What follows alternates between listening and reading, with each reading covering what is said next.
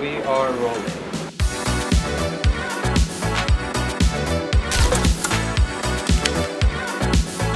We have vlog. Fantastic.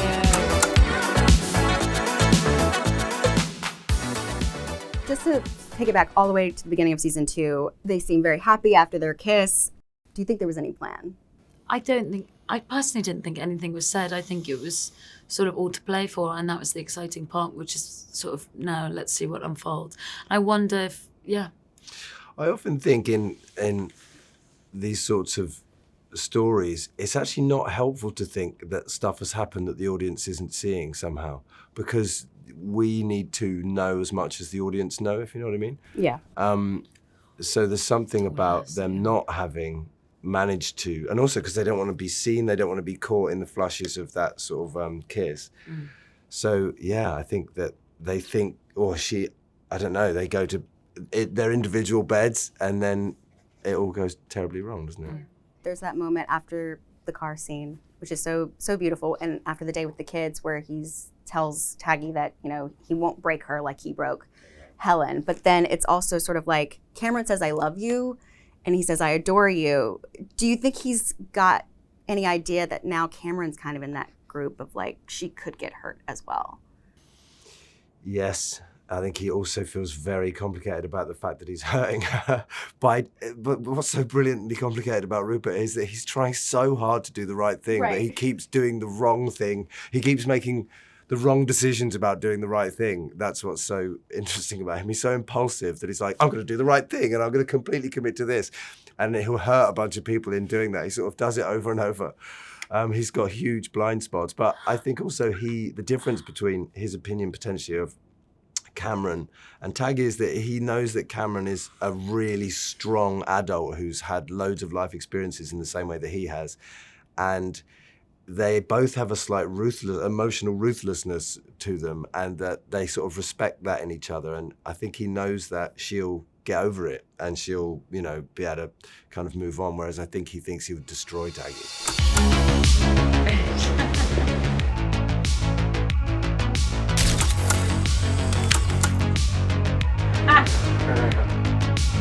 Taggie kind of lets her hair down, thanks to Shelley, you know, for getting her to go out, have fun.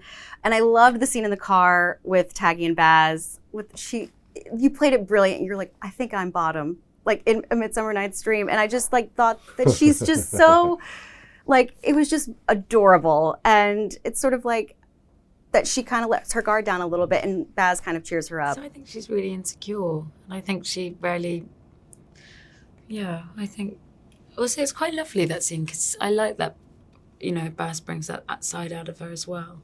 I think that makes it sort of, she feels vulnerable, or she feels able to be vulnerable around him. And I think that's really important, to have something sort of like to play against, you know, to genuinely feel like there's some hope.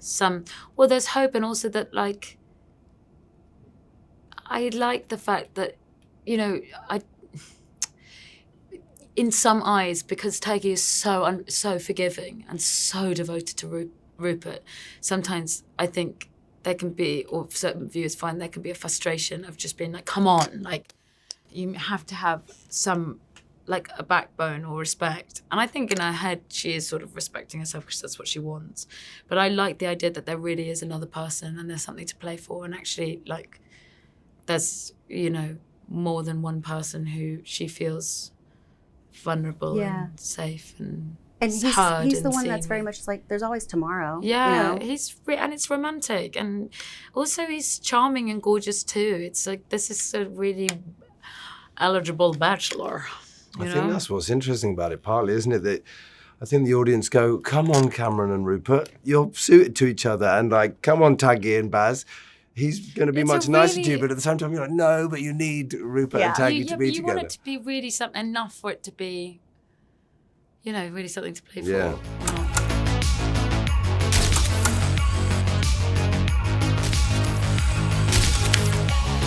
I will say, Taggie bringing Rocky back in the middle of the storm, brave girl. How long did that take? Like, gosh. She's got to go all across the way. Like, she forgot she a was jumper determined. as well. She's so Silly thing.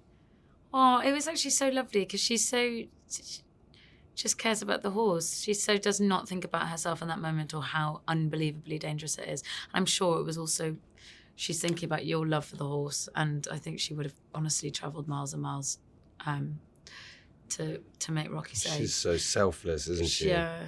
Oh gosh, how long back? Actually, You're putting it to me. Are no, you? I'm not. 'Cause I am actually, because I'm wondering what you think is the It distance. would have been a good hour probably in the storm. Yeah. Girl, she's actually She's going to catch a devoted. cold. Yeah. She's unbelievably. What did you have to say for yourself? I'm not Rupert.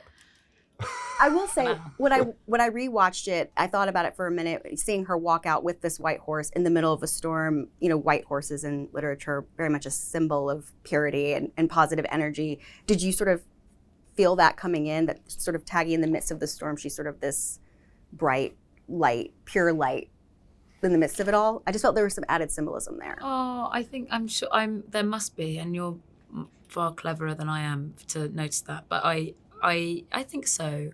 I also, it's like a love, it's such a tragic episode, and that is sort of a tiny bit of hope in a very sort of dark few scenes. Yeah. And it's so nice because it's a real moment of, they're sat in your house having Bourneville, hot Yeah. chocolate.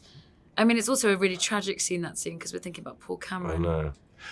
I was going to say, do they both kind of realize that Cameron's kind of catching on to what's going on? You guys, in that moment, Rupert and Taggie, don't even look at her. I don't think No. Taggie does. I don't think she. Yeah, sorry. I think that it means so much to him that she has done that with Rocky. And Rupert and animals, they're like his sort of spirit animals. They kind of are his soul. And he's able to relate to them in a way that he can't relate to humans. So somehow for Taggie to have been so selfless and to have put herself in danger for his sort of soul, as it were, means so much to him that he just can't see or think of anything else, I think, even though he's being kind of highly inappropriate and kind of cold to Cameron. He just can't, he's just sort of realises how much he loves her at that point, I think. Yeah. Very much tunnel vision. I was like, Yeah. even when she was like, I would like a drink, and Rupert's like, Oh my me gosh. looking right at He said, me "That's great. too." Can you get us one?" Yeah. Yeah.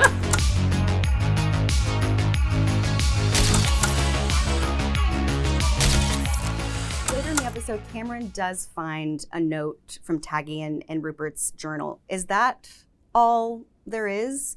I know in the book there are like photos with the children. Do you think there's this Taggie drawer in the house? Well, it's his diary, isn't it? Or like his journal or something, and he's tucked it in the back. I mean, he's not a sentimental, he is really sentimental, but I think he doesn't like to catch himself being sentimental. So I don't know if he would have had too much. I think that's about as far as it would go. And he can also still claim that it's not really about that because For the she made it kids. for the kids. Yeah. So he can trick himself into thinking he's not doing that when he is doing that, I think. How would Rupert feel about Cameron digging around like that a little bit? Rupert doesn't like people in his business. No, he doesn't. But I think he probably would expect it as well. I think he's used to people digging around in his sort of history. He's had quite a freak kind of- time with it recently. Yeah. But it's very clear that there's something brewing between Baz and Taggie. Would you say that is just a distraction for her? I mean, I think at the beginning it definitely is a distraction. And I think a sort of desperation to know that there are other people out there. And I think, as it progresses, I think she genuinely, at one point, really loses hope in their relationship. I think you really try so hard to convince her and yourself that that we really can never be. And I think it's sort of vital for her to try and move on. And also, Baz is a pretty great, he treats her really well. Yeah. He's very respectful and makes her feel very special. Okay, all right. With Rupert and Baz, they are very close. How would this change their friendship, do you think? Such a good question. We need to speak about that. I think he Pause. would try hard to separate. I think he's a compartmentalizer, or sort of has been up until this point. And men are men, and men's relationships are men's relationships. And I think they're used to cracking onto the same women and things like that. So there's a degree to which he's able to put that to one side, but I think he would also, the idea of imagining them, being in romantic relationship together would be really difficult for him. Jealousy is a hell of a drug. Yeah. Yeah. I think he probably is a jealous person, yeah. Taggie was really the one who put herself out there, very much so, at the end of season 1. Like, she's the one that admitted she had these feelings for Rupert. Given all that's transpired, he's kind of turned her down like twice now. Like, poor girl. Like, she's a brave girl. Do you think he'd have to be the one to make a move next? Like, it's too many times to like put yourself out there and kind of get rejected every time. She's quite relentless with. She is. She's kind of. I honestly, in the most loving way, wouldn't put it past her if she made another move on him. I think she's so. It's actually pretty amazing how unwavering she is and how unrelentingly sort of. She's so devoted to you. She's so forgiving. She's so forgiving. Yes. And so devoted to you. Forgiving. The most forgiving woman ever. Oh, It's it's incredible. so how I do think in a way, and I know in a lot of ways, a lot of the things you do are so forgiving, but there's something really wonderful in playing someone so. She's actually very simple in her beliefs, and she's very, even though it's complicated and messy and unclear, what she wants is it's not easy to play, but there's a simplicity in her like love for him, and it totally drives everything she does, and that's a really wonderful thing to play because it makes you reflect on how tricky you can probably be or how unforgiving you can be in your own life. I was gonna say she's very much the Lana Del Rey song, like "When You Know, You Know." She's you know that song? No. Wait, okay, let me sing it. I'm kidding. I won't.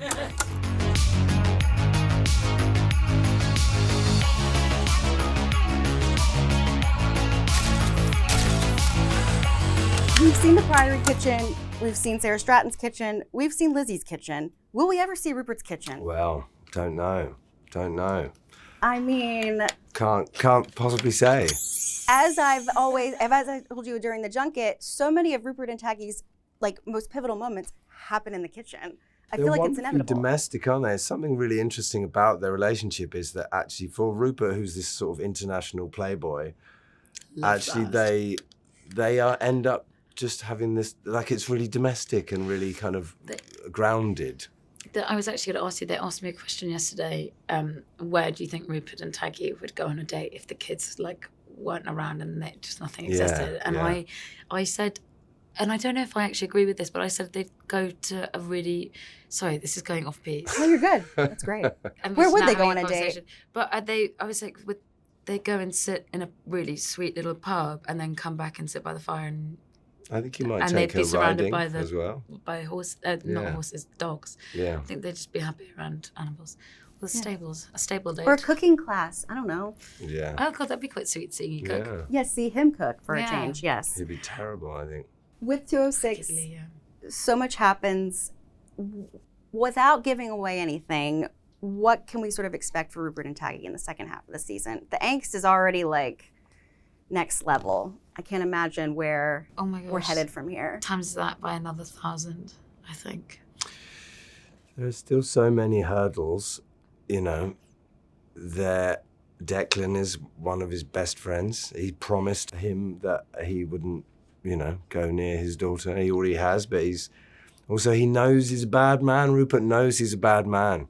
And he's trying, to not hurt this pure person. And also now, obviously, as you've seen, episode 6, there's a massive grief that sort of is going to pervade Rutshire, and that does funny things to people too. So, Rupert very much uses sex for pleasure, but also kind of as a distraction. But on the other side of that coin, he really has an intimacy with Taggie that he really doesn't have with anybody else. Do you think that vulnerability drives a lot of that fear of kind of maybe taking that leap with her? Yeah, definitely. I think he's a very lonely person, a very vulnerable person, a very damaged person.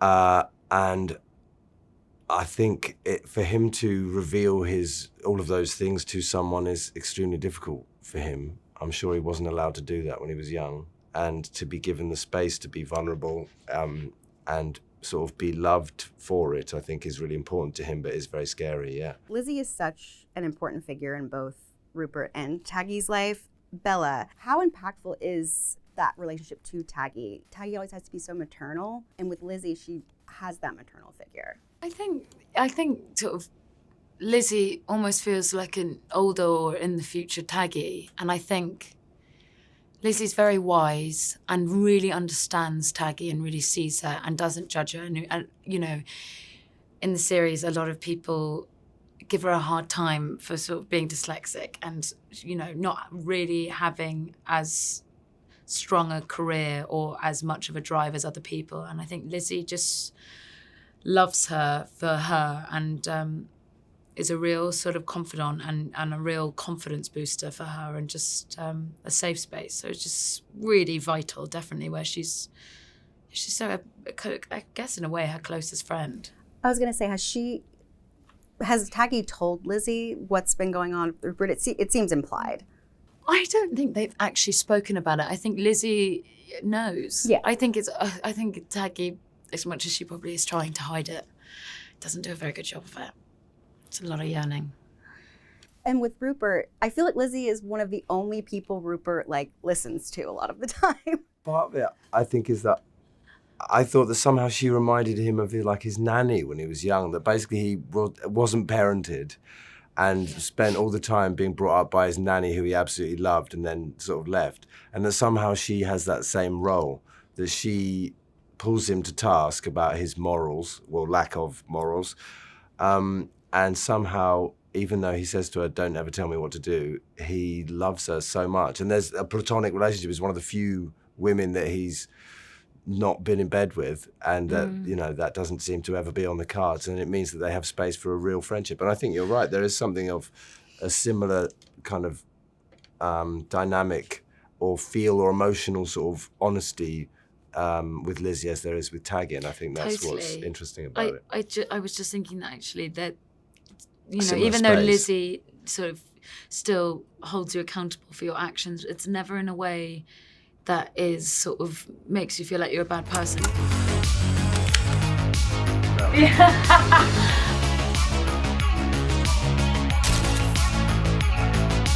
I have to ask, I don't know if you guys have even maybe noticed it, but there's music that's Rupert and Taggie. It's in the scene when they're kind of looking at each other at the Priory and then during their kiss.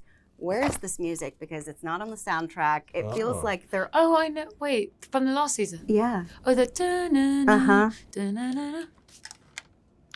Yeah. People, including me, have been wondering, where is this don't know. melody? Do you know what? They're I actually don't amazing, know. aren't I really hope that comes back. I don't know. I do too. I love it's that. It's beautiful. That's why I was like, it's like a very soft kind of... It's so romantic and gentle and The wonderful. music in general is amazing. Yeah. Isn't It's it? so The different good. themes of the different characters and all the opera and then all the needle drops, they're amazing. It's really fun. This is from the very first season, but it's been on my mind. The knuckle bite at the dinner table, was that scripted? No, What? I don't think it was it? I think Wasn't I just did it. scripted. And this was like, I think it was the first day or the second day of the shoot at all. And it was like, I was only Well just done, understanding how to play Rupert. And I sort of did that and thought, everyone's going to tell me that's a stupid thing to do for someone because you're just nervous. And it felt right. And it's been interesting that it's sort of become something that people have noticed. Yeah. They love that vibe. Did you do anything else, or was it just, you were like, the knuckle bite was it? Oh, we did all sorts of things, didn't we? But you're just sort of throwing stuff out there and they, you know, pick and choose from it, I guess. It was perfect Oh. for that moment. Thank you. So, yes, that... I'm going to say it wasn't scripted and it was definitely my idea. It was your Yeah. idea. Oh, yeah.